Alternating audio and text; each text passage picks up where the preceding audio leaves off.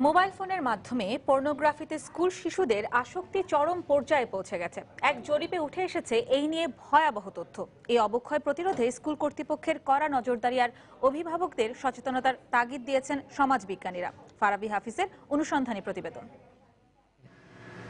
না, হ্যাঁ বলো।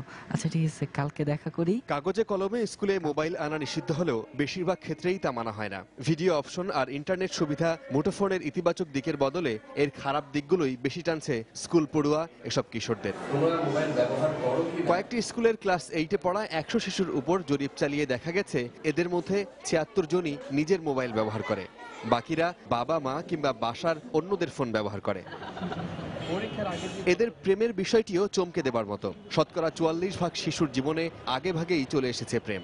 আমার একটা বয়ফ্রেন্ড থাকতেই হবে, না থাকলে আমি স্মার্ট না। বেঞ্চের নিচে সবাই মোবাইল রেখে তারপর বিভিন্ন জিনিস দেখে, যা আসলে অন্যরকম। আসলে এনভায়রনমেন্টটা এত পচা হয়ে গিয়েছে যে আমরা না করে থাকতে পারছি না। 6 এর বাচ্চাকে যদি বলেন যে সব বাজে চিত্রগুলো ভিডিওগুলো যে দেখে না, তাহলে বলবেন যে ও কোন যুগে আছে, অন্ধকার যুগে আছে। ফিজিক্স ক্লাসের ভিতরে খুব বোরিং হয়ে গেছে, কানের ভিতর হেডফোন ঢুকায় দেখ গান শুনতেছে, অথবা একজন আরেকজনের দেখ আমার এই বয়ফ্রেন্ডটা আছে, আমার এই এতগুলো বয়ফ্রেন্ড নিয়ে আমি ঘুরি, এর সাথে এই ছবি তুলছি, কালকে এখানে ডেটিং এ গেছিলাম।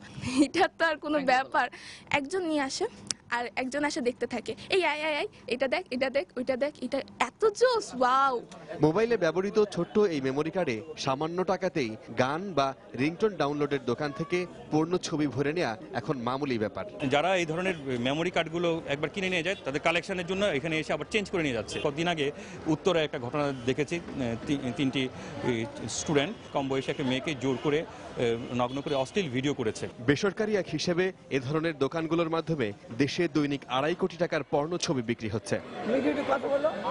সমাজবিজ্ঞানীরা বলছেন যে অ্যাডিকশনের নতুন মাত্রা এই মোবাইল।